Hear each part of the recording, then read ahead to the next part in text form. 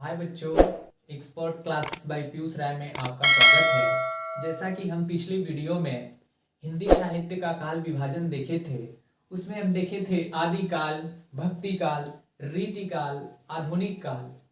आज हम उसी सीरीज को आगे बढ़ाते हुए देखेंगे इतिहास की उत्पत्ति, हिंदी साहित्य इतिहास की उत्पत्ति और हिंदी साहित्य की परिभाषाएं, जो हमारे अनेक आलोचकों और विद्वानों ने अपने अपने मत दिए हैं।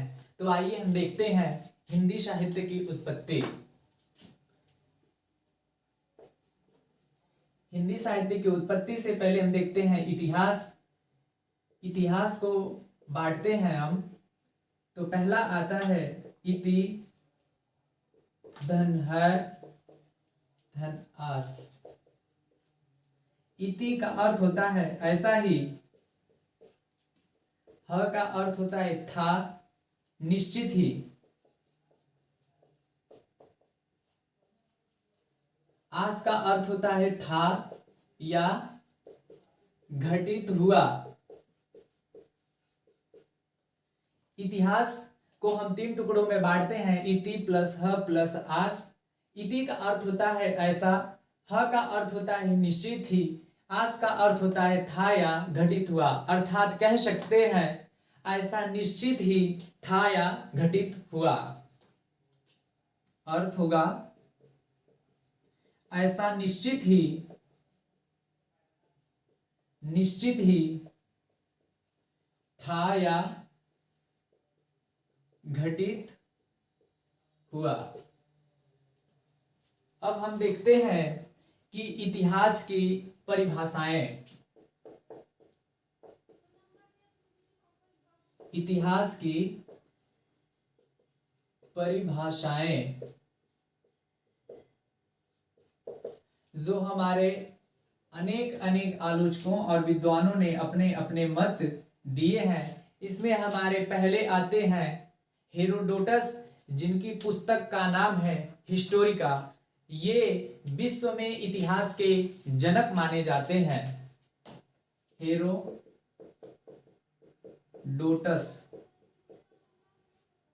इनकी पुस्तक का नाम है हिस्टोरिका। ये विश्व में इतिहास के जनक माने जाते हैं। इनका मत है कि सत्य घटनाओं के क्रमबद्ध अध्ययन का नाम ही इतिहास है।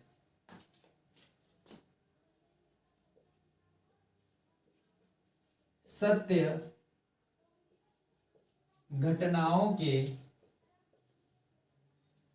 घटनाओं का क्रमबद्ध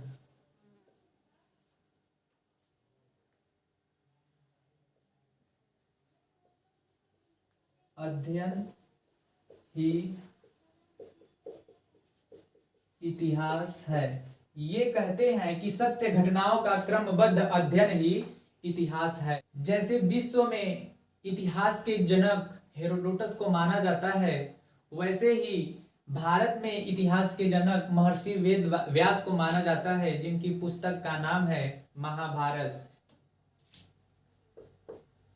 भारत में इतिहास के जनक महर्षि वेद व्यास को माना जाता है।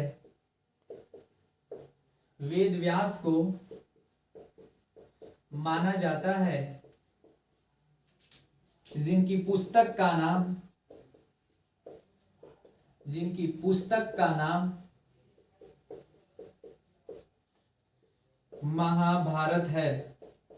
महाभारत है। यह भारत में इतिहास की प्राचीनतम पुस्तक मानी जाती है। मानी जाती है। महर्षि वेद व्यास जी का कथन है, धर्मार्थ काम मोक्षेषु उपदेश समन्वितम सत्यखान इति इतिहास मुच्यते। अर्थात धर्म अर्थ काम मोक्ष के उपदेश से युक्त सत्य आख्यान ही इतिहास कहलाता है। धर्म अर्थ काम मोक्ष से युक्त ही इतिहास कहलाता है।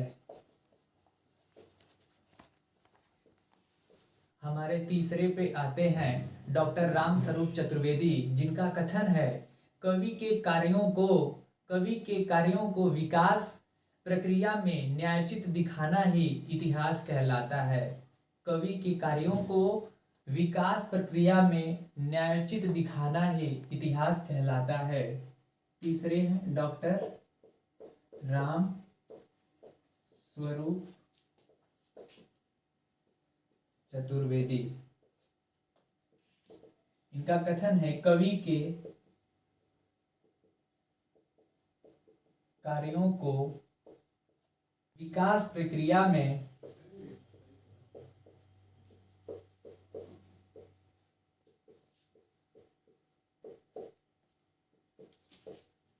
न्यायोचित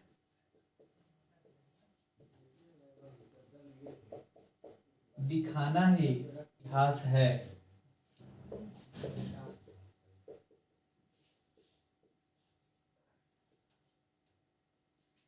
इसके बाद हमारे आते हैं डॉक्टर नगेंद्र जी, जिनका कथन है, साहित्य का इतिहास बदलती हुई अभिरुचियों और संवेदनाओं का इतिहास है, जिनका सीधा संबंध आर्थिक और विकासात्मक चिंतन से है।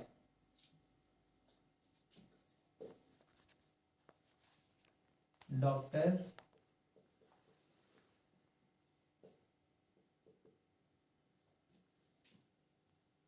साहित्य का इतिहास बदलती हुई अभिरुचियों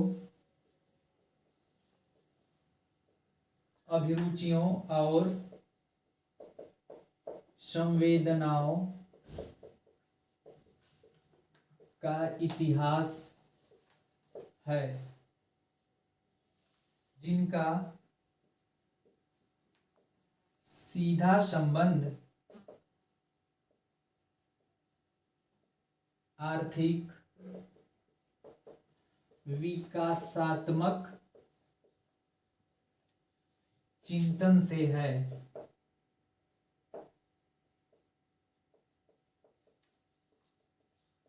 नगेंद्र जी कहते हैं, साहित्य का इतिहास बदलती हुई अभिरुचियों और संवेदनाओं का इतिहास है, जिनका सीधा संबंध आर्थिक और विकासात्मक चिंतन से है। डॉक्टर नगेंद्र जी यह कथन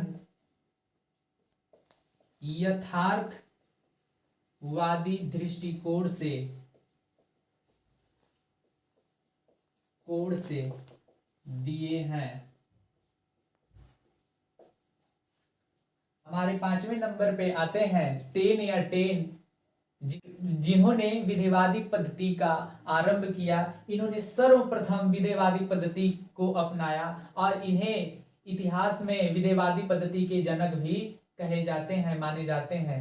इन्हें आधुनिक इतिहास का जनक माना जाता है। इन्होंने इतिहास लेखन में जाति, वातावरण, क्षण को विशेष महत्व दिया। इनका कथन है, किसी जाति विशेष की वातावरण विशेष से प्रभावित क्षण विशेष में निर्मित प्रवृत्तियों एवं घटनाओं का विश्लेषण इतिहास है। 5वें पे आते हैं हमारे 3 या 10। इन्हें विधेयवादी पद्धति का जनक माना जाता है।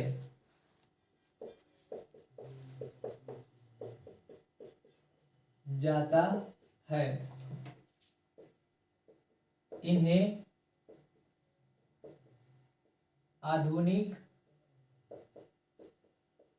इतिहास का जनक माना जाता है।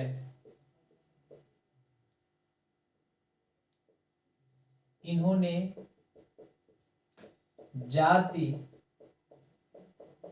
वातावरण, क्षण विशेष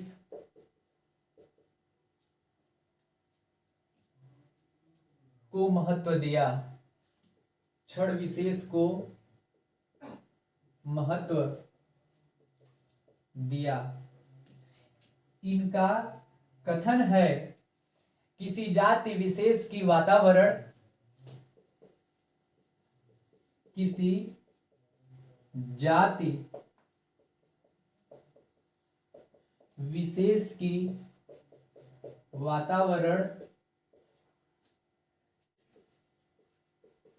विशेष से प्रभावित क्षण विशेष में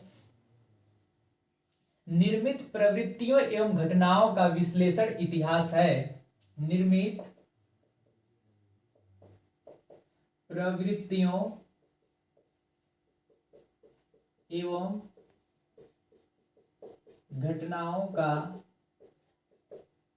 घटनाओं का विश्लेषण इतिहास है।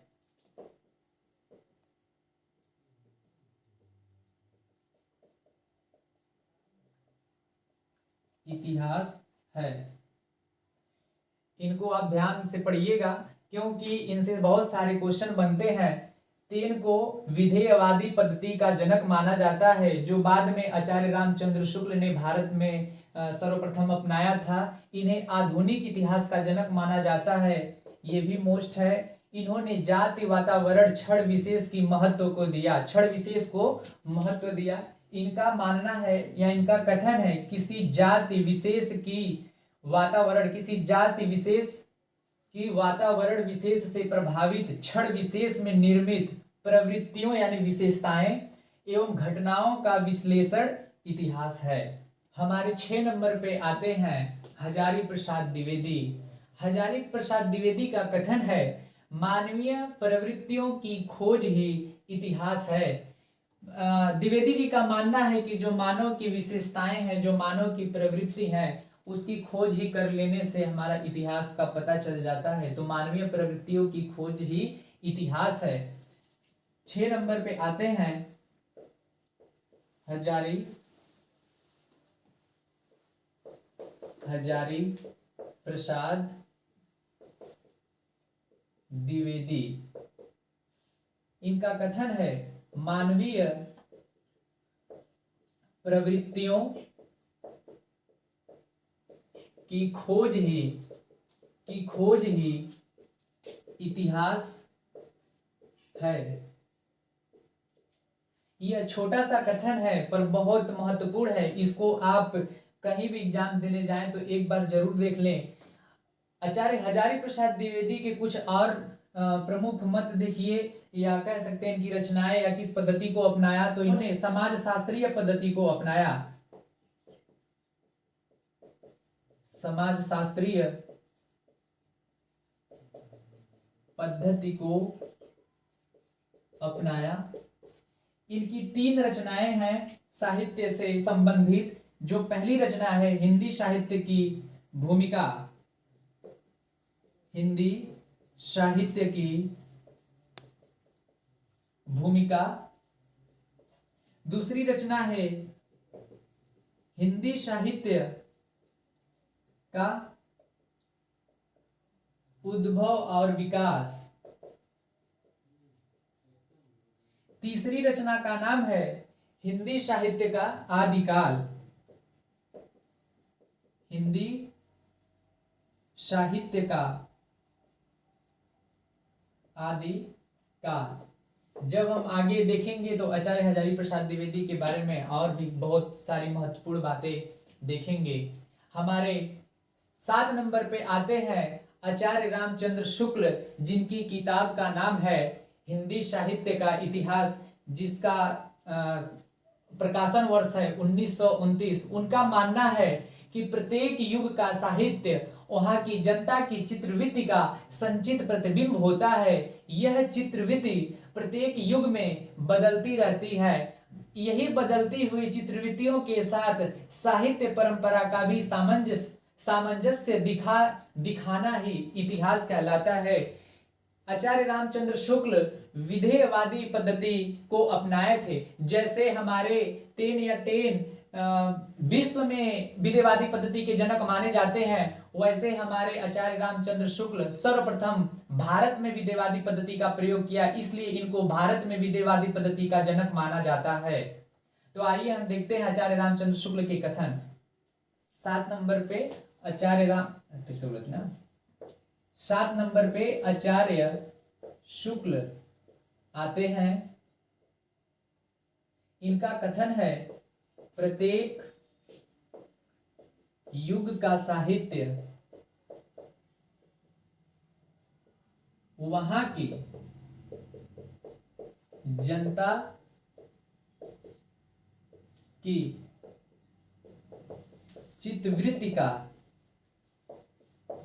संचित प्रतिबिंब होता है।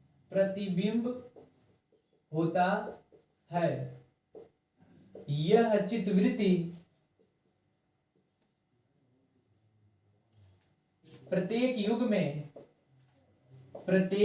प्रत्येक युग में बदलती रहती है।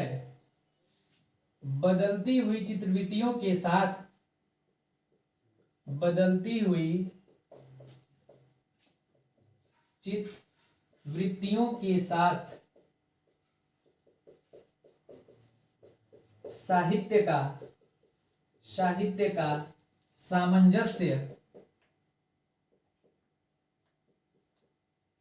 सामंजस्य दिखाना ही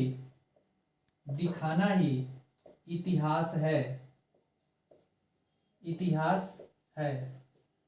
आचार्य रामचंद्र शुक्ल का कथन है, प्रत्येक युग का साहित्य वहां की जनता की चित्रवृत्ति का संचित प्रतिबिंब होता है। यह चित्रवृत्ति प्रत्येक युग में बदलती रहती है। बदलती हुई चित्रवृत्तियों के साथ साहित्य का सामंजस्य दिखाना ही इतिहास है। आचार्य रामचंद्र शुक्ल विधेयवादी पद्धति को अपनाया था। विधेयवादी पद्धति, इन्हें भारत में विधेयवादी पद्धति के जनक माने जाते हैं। यह भारत में विधेयवादी पद्धति के जनक माने जाते हैं। इनकी रचना का नाम है